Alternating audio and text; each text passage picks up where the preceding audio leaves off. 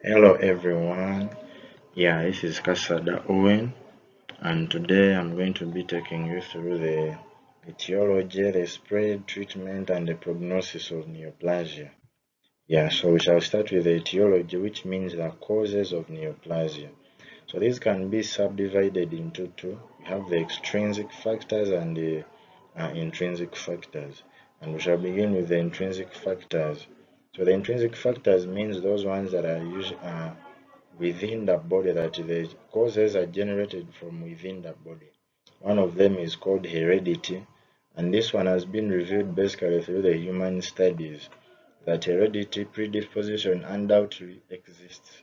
An example being the breast cancer, which can be transferred from one generation to another. If you've been having it in the family, then it can progress to others. And evidence is strong that carcinogenesis, which means the production of carcinomas or tumors, involves mutations in the genome. Then the other one is age. And age, basically, there may be two factors that can result in the case of age, which can result into tumors or neoplasia. One of them may be due to accumulation of somatic mutations over a period of time that are needed for the development of this cancer. So as these somatic mutations go on building over, in the later ages can cause what? Cancers. Or it can be due to the decline in the immune competence that accompanies aging. Any animal or a person ages, the immunity of the body lowers or decreases. And examples can be given in that sarcomas, which are the tumors of the connective tissue, mostly occur in young animals, whereas the carcinomas, which are the tumors of the epithelial tissues, these usually occur in older animals because as the animal ages, even the epithelial cells weaken. Yes. Then the other one is pigmentation, another intrinsic factor in that color is a factor in white-skinned animals. And an example can be given in the white and gray horses, where the melanosarcomas are common within these animals because of their colors that they have in the body. Then the other one is sex, but the tumors or neoplasia can occur both in females and males, but depending on the sex of the individual, can predispose the tumor that will result, or the sex of the individual will determine. For example, the ovaries, if in the females, can easily result into the ovarian cancers. The prostate in males, can result into the prostate cancer. And the sex matters so much in that you see prostate cancer more being in males than in females. Yeah. Then you have tumor immunity, as I described to you, that if the tumor, because any tumor or the cancer usually has antigens on its cells. So if these tumor cells, they have a strong immunity, or in that they can hide from, or they can eat up other cells like the white blood cells that can fight them, and then that can really be a cause of these tumors to come up or manifest. Gene mutations, this has been described earlier on. Then the extrinsic factors, they can also be known as the carcinogenic agents, and these ones basically fall under 6 categories. We have the chemicals, whereby these chemicals can be direct acting or indirect acting. The direct acting are those ones that do not require any transformation to cause tumors. Whereas those chemicals that are indirect acting, they require transformation in that they have to be metabolized into other substances which can easily result or cause carcinoma, neoplasms. Then you have radiant energy. Like X-rays can lead to what? To these neoplasms. Chronic irritation. So as you continuously do what? Raise a certain tissue or within on the body, it can result into what? These cancers. For example, these people who do masturbation. The more you do masturbation, you'll be irritating your prostate. And as the end result, it can result into the inflammation and uh, the the do what? The development of these prostate cancers. The hormones, basically can be due to the excessive secretion of hormones which cause the increased multiplication of these cells or division of these cells beyond what the body can do what? Yeah, can sustain or hold, and the result will be the neoplasia. The parasites, some parasites come in, and then the next one will be the oncogenic viruses. So these can be the RNA viruses, or they can be the DNA viruses that can basically result into what? The cause of these neoplasms. And then we can have also, we go to the spread of the neoplasms. Yeah, so here basically we can be, that neoplasms are basically divided into two, the malignant and also the what? The benign. So malignant tumors basically spread in three pathways. One of them is the hematogenous spread.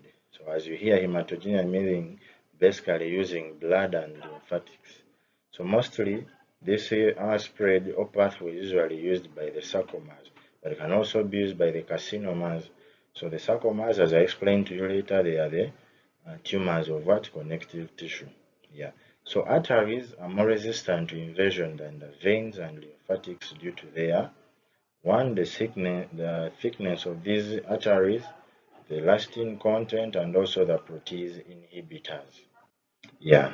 So then the most affected organs can be the lungs and the liver. Yeah, sorry for that. And then the next pathway is the lymphatic pathway, or the spread. So this is mostly used by the carcinomas, which are the tumors of the what? Of the epithelial tissues. But these ones, this spread invariably involves the regional lymph nodes.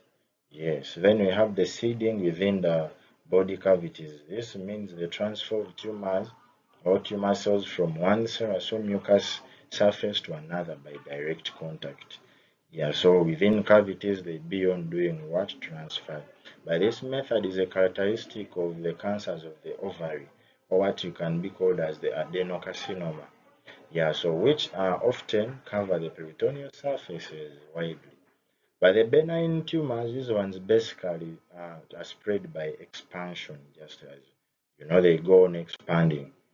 So diagnosis of neoplasms, we have the histological and cytological. So samples can be biopsy, fine needle aspiration, or cytological smears. But the cytological smears are used for suspected malignancy. For example, the prostate tumors, if they suspect, then that's when they use these cytological smears. Yeah. Then we have the molecular diagnosis. These ones basically they use the polymerase chain reaction to diagnose or to note the cause of this neoplasm, and also the fluorescent hybridization, so which called the FISH. Then we have the biochemical assays. These are used to determine the effectiveness of therapy. By the tumor associated, where they can use the tumor associated enzymes, in that some cells will be producing some enzymes, so they detect these enzymes to determine the type of the tumor. Or they can use hormones, the hormone levels, because of the affection of these body organs or tissues, there will be production of certain hormones to combat these, and as a result we can detect these hormones in blood, or we can use other tumor markers within the blood besides those ones, other biochemical assays. Then we can also use the clinical history, whereby they just give the history of the animal or the individual, how they see them, how basically the lesions they are seeing, and that can be a determinant of the what? This thing. Then immunohistochemistry can also be used. Differential diagnosis, we have hyperplasia, hypertrophy, and many others. So these ones can be seen by the not confirmatory of these neoplasias or neoplasms. So, but when you see these ones, you can suspect that there are higher chances that there is a neoplasia existing. So treatment of neoplasms, we can use surgery whereby I just do dissections to maybe do cutting of some organs that are affected, or we can use chemotherapy where we use drugs to treat the conservative agents of these neoplasms, or we can use immunotherapy where we use antibodies to fight against the antigens of these tumor cells, or radiotherapy where we use radiations to burn these neoplasia or tumors or cancers. Or we can use a combination of all the above. Yes. Uh,